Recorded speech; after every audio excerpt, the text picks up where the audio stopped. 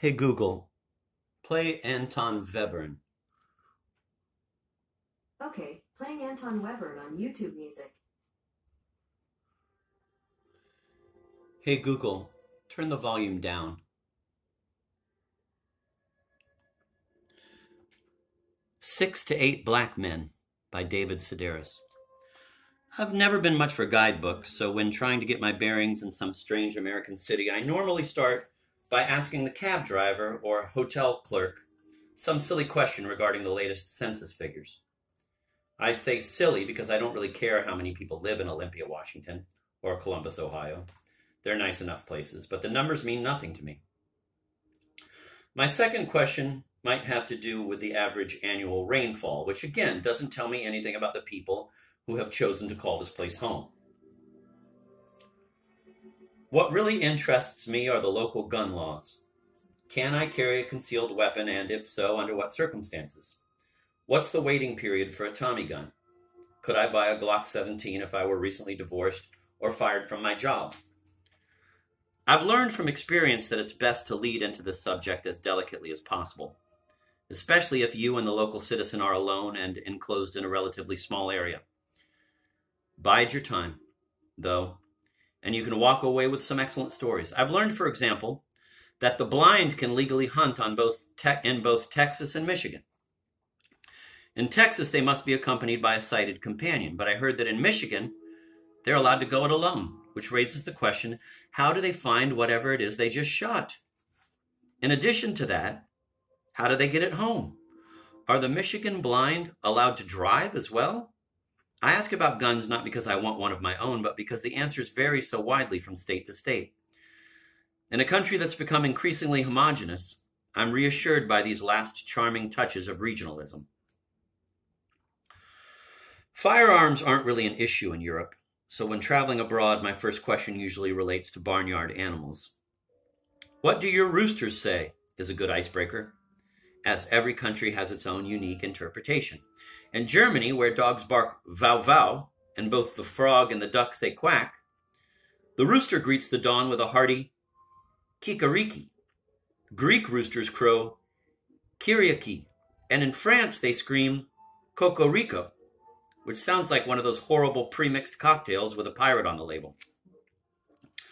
When told that an American rooster says cock-a-doodle-doo, my hosts look at me with disbelief and pity. When do you open your Christmas presents is another good conversation starter, as I think it explains a lot about national character. People who traditionally open gifts on Christmas Eve seem a bit more pious and family-oriented than those who wait until Christmas morning. They go to Mass, open presents, eat a late meal, return to church the following morning, and devote the rest of the day to eating another big meal.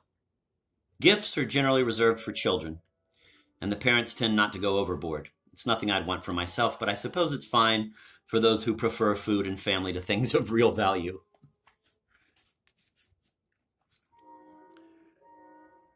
In France and Germany, gifts are exchanged on Christmas Eve, while in the Netherlands, the children open their presents on December 5th, in celebration of St. Nicholas Day. It sounded sort of quaint until I spoke to a man named Oscar, who filled me in on a few of the details as we walked from my hotel to the Amsterdam train station. Unlike the jolly, obese American Santa, St. Nicholas is painfully thin and dresses not unlike the Pope, topping his robes with a tall hat resembling an embroidered tea cozy. The outfit, I was told, is a carryover from his former career when he served as the Bishop of Turkey. I'm sorry, I said, but could you repeat that? One doesn't want to be too much of a cultural chauvinist, but this seemed completely wrong to me. For starters, Santa didn't used to do anything. He's not retired, and more important, he has nothing to do with Turkey. It's too dangerous there, and the people wouldn't appreciate him. When asked how he got from Turkey to the North Pole, Oscar told me with complete conviction that St. Nicholas currently resides in Spain, which again is simply not true. Though he could probably live wherever he wanted, Santa chose the North Pole specifically because it is harsh and isolated. No one can spy on him, and he doesn't have to worry about people coming to the door.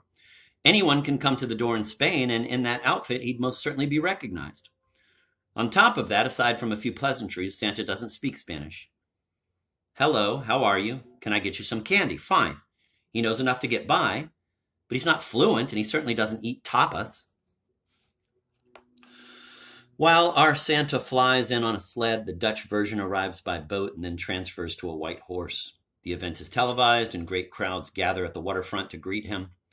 I'm not sure if there's a set date, but he generally docks in late November and spends a few weeks hanging out and asking people what they want. Is it just him alone? I asked, or does he come with some backup? Oscar's English was close to perfect, but he seemed thrown by a term normally reserved for police reinforcement. Helpers, I said. Does he have any elves?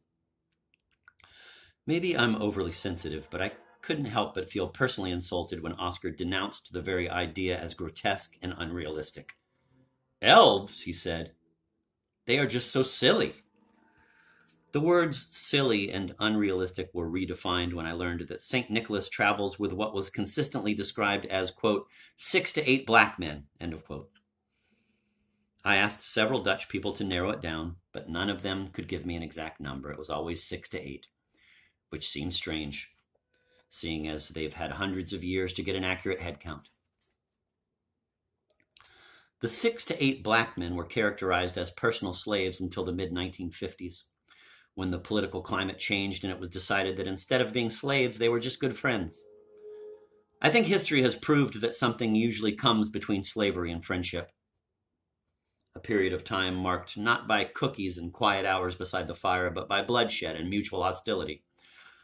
They have such violence in the Netherlands, but rather than duking it out amongst themselves, Santa and his former slaves decided to take it out on the public. In the early years, if a child was naughty, St. Nicholas and the 6 to 8 black men would beat him with what Oscar described as, quote, the small branch of a tree. Okay, Google, stop. A switch? Yes, he said. That's it. They'd kick him and beat him with a switch.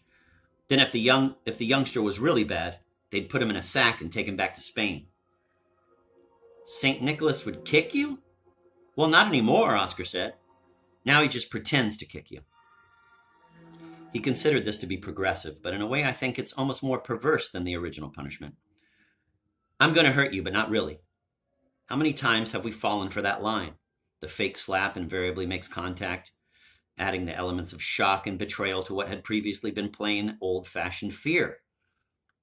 What kind of a Santa spends his time pretending to kick people before stuffing them into a canvas sack? Then, of course, you've got the 6 to 8 former slaves who could potentially go off at any moment. This, I think, is the greatest difference between us and the Dutch. While a certain segment of our population might be perfectly happy with the arrangement, if you told the average white American that 6 to 8 nameless black men would be sneaking into his house in the middle of the night, he would barricade the doors and arm himself with whatever he could get his hands on. 6 to 8, did you say? In the years before central heating, Dutch children would leave their shoes by the fireplace, the promise being that unless they planned to beat you, kick you, or stuff you into a sack, St. Nicholas and the 6 to 8 black men would fill your clogs with presents. Aside from the threats of violence and kidnapping, it's not much different than hanging out your stockings from the mantel.